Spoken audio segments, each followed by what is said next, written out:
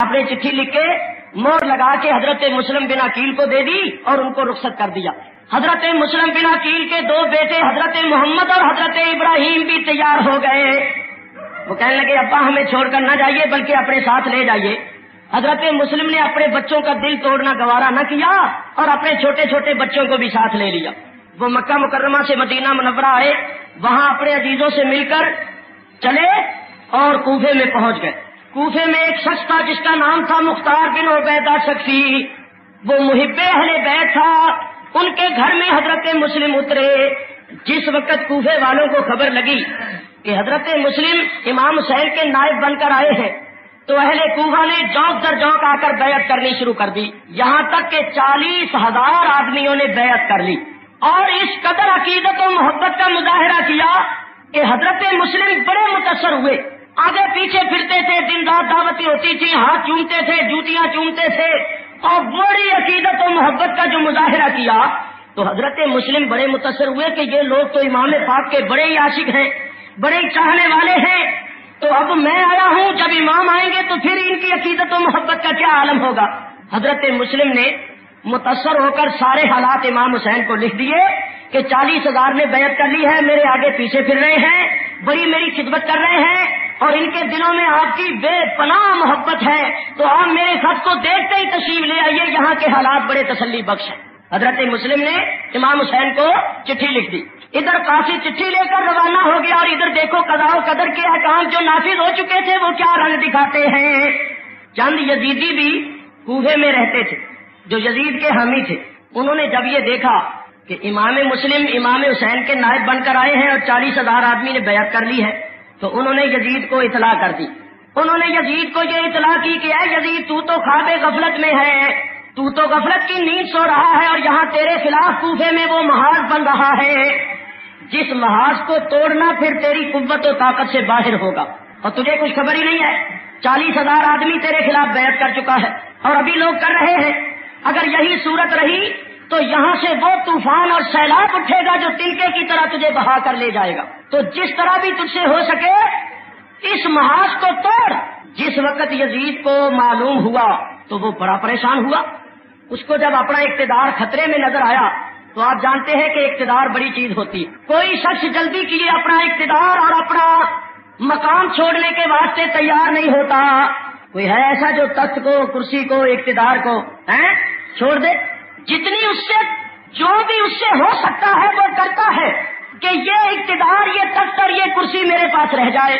تو یزید کو بھی جب اپنا اقتدار خطرے میں نظر آیا تو اس نے کیا کیا کہ نعمان بن بشیر جو کوفے کے گورنر تھے اور جنہوں نے حضرت امام مسلم کے خلاف کچھ نہیں کیا تھا ان کو تو معزول کر دیا اور ان کی جگہ ابن زیاد جس کا نام تھا عبید اللہ اور بڑا جابر اور بڑا سخت قسم کا آدمی تھا اور بصرے کا گورنر تھا اس کو مقرر کر دیا اور اس کو لکھا کہ تو بس بصرے کا بھی گورنر ہے اور میں تجھے کوفے کا بھی گورنر بناتا ہوں اور تو فوراً کوفے پہنچ اور میرے خلاف جو وہاں محاذ قائم ہو رہا ہے اس محاذ کو جس طرح بھی تجھ سے ہو سکے توڑ، اور اس معاملے میں تجھے تمام اختیارات ہیں، جو قدم بھی تجھے اٹھانا پڑے جس طرح بھی ہو سکے اس محاذ کو توڑ اور حالات کو ہموار اور برابر کر۔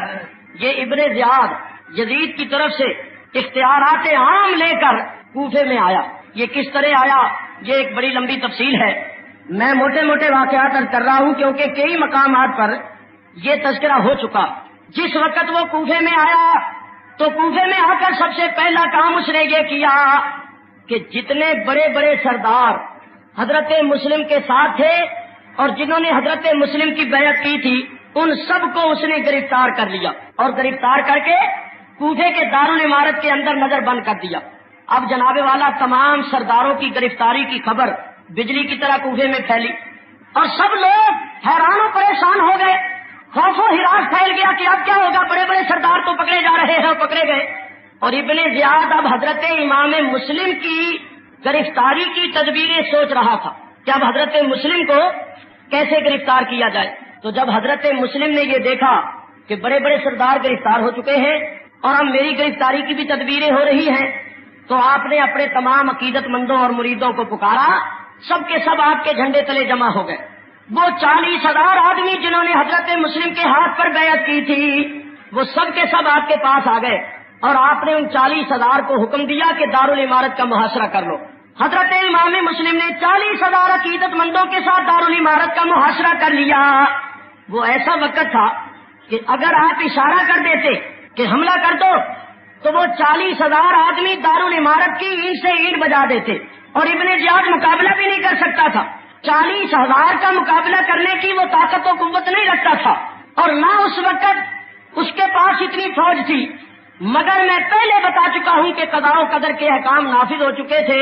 होना वही था जो अल्लाह ताला को मंजूर था। जिस वक्त हजरत इमाम मुस्लिम ने 40,000 के साथ मुहासरा किया तो इब्ने जियाद बहुत घबराया। उसने फिर बड़ी चालाकी और बड़ी मक्कारी से काम लिया कि जितने बड़े बड़े सरदार उसने दारुल इमारत के अंदर नजर बंद किए हुए थे, उन सबको बुलाया और बुलाकर कहा कि देखो, अगर अपनी और अपने घर वालों की खैर चाहते हो तो मेरा साथ दो और मेरे साथ ताउन करो, नहीं तो मैं तुम्हें अभी कत्ल करवा दूंगा और जो तुम्हारे घर वालों का, तुम्हारी औलाद का हश्र होगा वो दुनिया देखेगी। तो वो बड़े बड़े सरदार कहने लगे कि आप क्या चाहते हैं, क्या चाहते हैं, किस मामले में ताउन चाहते हैं? इब्ने जियाद ने कहा, देखो तुम्हारे अजीज, कोई तुम्हारा भतीजा, कोई भांजा, कोई बेटा, कोई भाई, वो इस वक्त दारुल इमारत का मुहासरा किए हुए, मैं तुम्हें दारुल इमारत की छत पर चढ़ाता हूँ। अपने अजीजों को बुलाकर उनको आराम से समझाओ कि वो मुहासरा तोड़ दें और मुस्लिम का साथ छोड़ दें।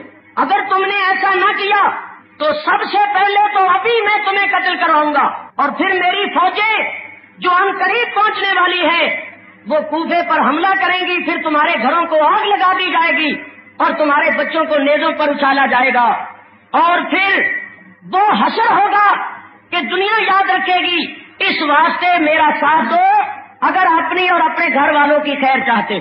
उसने जनाब ऐसा डराया धमकाया कि वो बड़े बड़े जितने थे ना लीडर किस्म के लोग और सरदार किस्म के लोग, वो सब के सब जनाब पिलपिले हो गए और सब के सब कहने लगे कि है इब्ने जियाद, तू जिस तरह कहे हम करने के लिए तैयार हैं।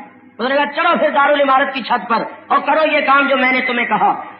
ये बड़े बड़े सरदार छत पर चढ़ गए और इन्होंने अपने अजीजों को बुलाना शुरू कर दिया और बुला के चुपके चुपके से समझाना शुरू कर दिया कि देखो, हुकूमत यजीद के पास है, फौजें यजीद के पास है, असला यजीद के पास है, दौलत यजीद के पास है।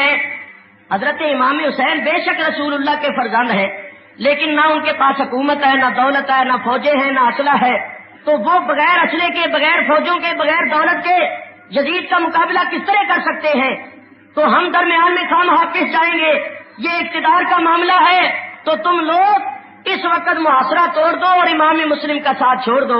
अगर तुमने ऐसा न किया तो याद रखो, ना तुम्हें हमारा मुंह देखना नसीब होगा और ना हम तुम्हारा मुंह दे सकेंगे। हमें अभी कत्ल करवा दिया जाएगा और तुम्हारा जो असर होगा वो भी बड़ा सख्त होगा। जब वो बड़े बड़े सरदारों ने अपने अजीजों को इस किस्म की बातें सुनानी शुरू की और इस किस्म के मशवरे देने शुरू किए तो अब जनाब वो भी मुहासरा तोड़ के जाने लगे। जितने मुहासरा किए हुए थे उनमें से लोग निकल कर जाने लगे। 10 इधर से निकल गए, 20 उधर से निकल गए, 50 उधर से निकल गए। लीजिए साहब, हजरत इमाम मुस्लिम ने 40,000 आदमी के साथ दारुल इमारत का मुहासरा किया था। असर की नमाज के बाद मगरब से कुछ पहले उन 40,000 में से सिर्फ 500 आदमी रह गया, बाकी सबके सब मुहासरा तोड़ के जा चुके थे। हजरत इमाम मुस्लिम पर बड़ा बुरा असर पड़ा कि हद हो गई, 40,000 में से 39,500 चले गए और सिर्फ 500 रह गए। तो ये 500 जो रह गए हैं इन पर भी क्या इत्मीनान किया जा सकता है? हजरत इमाम मुस्लिम ने जब ये हालत देखी तो वो 500 जो अभी खड़े हुए थे उनसे फरमाया कि चलो जामिया मस्जिद में चल के मगरिब की नमाज अदा करें और सोचे कि अब हमने क्या करना है। वो सबके सब कहने लगे अच्छा हजरत चलिए। आप 500 आदमी को साथ लेकर मस्जिद में पहुंचे।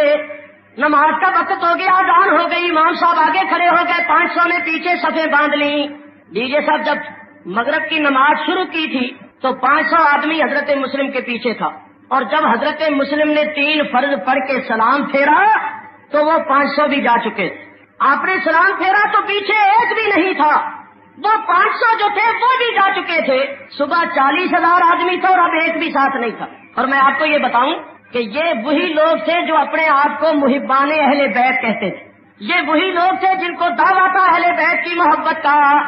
अपने आप को मुहिब्बाने अली और मुहिब्बाने अहले बैत कहते थे। انہوں نے چٹھیاں لکھی تھی، انہوں نے امام حسین کو بلایا تھا، انہوں نے مال جان قربان کرنے کا یقین دلایا تھا، انہوں نے حضرت مسلم کے ہاتھ پر بیعت کی تھی اور موٹی موٹی قسمیں کھا کے بیعت کی تھی کہ جان دے دیں گے مگر آپ کا ساتھ نہیں چھوڑیں گے۔ لیکن اب نہ تو جان دینی پڑی، نہ تیر کھانے پڑے، نہ گولیاں کھانی پڑی، محض ابن زیاد کی دھمکیوں سے مرعوب ہو کر انہوں نے حضرت مسلم کا ساتھ چھوڑ دیا اور بے وفائی کی۔ حضرت مسلم نے نماز پڑھی، نماز پڑھنے کے بعد بیٹھے اللہ اللہ کر رہے تھے اور یہ بھی خیال تھا کہ اب کیا ہوگا، یہ سارے ہی لوگ ساتھ چھوڑ گئے اور میں تو امام حسین کو لکھ چکا ہوں کہ یہاں کے حالات بڑے تسلی بخش ہیں اور ان لوگوں کے دلوں میں آپ کی بے پناہ عقیدت اور محبت ہے، تو میری چٹھی دیکھ کر حضرت امام حسین تو بالکل نہیں رکیں گے، وہ تو فوراً آ جائیں گے، تو پھر ان کا حشر کیا ہوگا جب ان لوگوں نے میرے ساتھ یہ بے وفائی کی ہے۔ خیر آپ مسجد سے نکلے اور نکل کر اپنے مریدوں کے پاس گئے۔ جس مرید کے دروازے پر جائیں دروازہ اندر سے بند، کوئی دروازہ ہی نہ کھولے۔ وہ لوگ جنہوں نے موٹی موٹی قسمیں کھا کے بیعت کی تھی، جن کو دعویٰ تھا اہل بیت کی محبت کا، ان سب نے دروازے ہی اندر سے لگا لیے۔ تو اس عورت نے حضرت امام مسلم کو اپنے گھر میں جگہ دی اور پناہ دی اور اپنا مکان حاضر کر دیا۔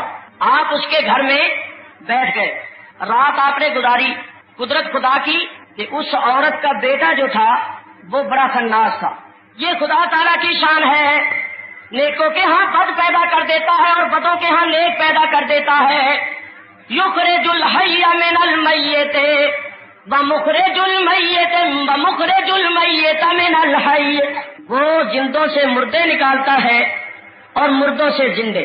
وہ اللہ تبارک و تعالیٰ کافروں کے گھر مومن پیدا کر دیتا ہے اور مومنوں کے گھر میں کافر پیدا کر دیتا ہے۔ آذر کے گھر میں پلنے والا تو خلیل اللہ ہو جائے، بت شکن ہو جائے، اور نوح علیہ السلام کے گھر میں پیدا ہونے والا اور پرورش پانے والا کافر ہو جائے۔ فرعون کی بیوی جنت کی عورتوں کی سردار ہو جائے اور لوط علیہ السلام کی بیوی کافرہ ہو جائے۔ کسی شاعر نے کیا اچھا کہا، شاعر کہتا ہے کہ ذات آذر خلیل اللہ ہو اور بیٹا نوح کا گمراہ ہو، اہلیہ لوط نبی ہو کافرہ اور زوجائے فرعون ہووے طاہرہ۔ یہ خدا تعالیٰ کی شان ہے، خدا کی شان کے عجب جلوے ہیں۔ وہ مومنوں کے گھر میں کافر پیدا کر دیتا ہے اور کافروں کے گھر میں مومن پیدا کر دیتا ہے۔ وہ بدبختوں کے ہاں نیک بخت اور نیک بختوں کے ہاں بدبخت پیدا کر دیتا ہے۔ میرے دوستو، بے نیاز جو ہوا جو چاہے کرے، یفعل اللہ ما یشاء۔ اس عورت کا لڑکا رات کے وقت گھر آیا، ماں کو غمگین پایا۔ ماں تو غمگین کیوں ہے؟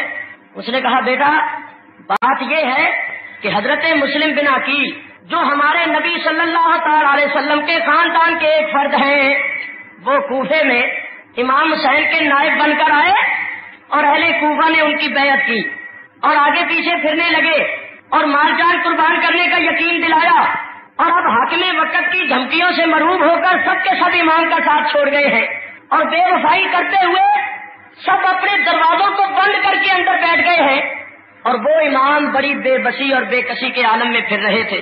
تو اللہ تعالیٰ نے یہ شرف ہمیں بخشا ہے، یہ سعادت ہمیں نصیب ہوئی ہے کہ آج وہ ہمارے گھر میں مہمان ہیں اور ہمارے گھر میں رونق افروز ہے۔ انہوں نے غریب خانے میں قدم رنجہ فرمایا ہے اور ہمیں یہ فخر بخشا ہے کہ آج ہم ان کی میزبانی کا شرف حاصل کر رہے ہیں۔ لیکن بیٹا ایک طرف تو یہ خوشی ہے کہ ہمیں ان کی میزبانی کا اور ان کی خدمت کا موقع ملا، اور دوسری طرف غم اس بات کا ہے کہ اہل کوفہ نے بے وفائی کی اور بے وفائی بھی ایسے معزز مہمان کے ساتھ کی۔ تو ماں نے جب حالات سنائے تو بیٹا دل میں خوش ہوا، کہنے لگا یہ تو بڑے مزے کی بات ہے، میری ماں تو بڑی بھولی ہے، بڑی سیدھی ہے، اس کو کیا پتا ہے۔ ابن زیاد نے تو اعلان کروا دیا ہے کہ جو مسلم بن عقیل کو گرفتار کروائے اس کو اتنے 1000 درہم انعام ملے گا۔ تو یہ قدرتی طور پر ہمارے گھر میں آ گئے، میں صبح جا کے خبر کروں گا اور اپنے گھر سے ان کو گرفتار کروا کے 1000 درہم انعام حاصل کروں گا۔ اس نے اپنا ناپاک مقصد اور مدعا ماں کو تو نہ بتایا، ماں پر ظاہر نہ کیا اور دل ہی دل میں خوش ہوا. اب وہ چند گھنٹے گزارنے اس کے لیے مشکل ہو گئے کہ کب دن چڑھے اور میں جا کے مخبری کروں اور انعام حاصل کروں. الغرض صبح ہوئی، اس نے اپنے دوستوں کے ساتھ مل کر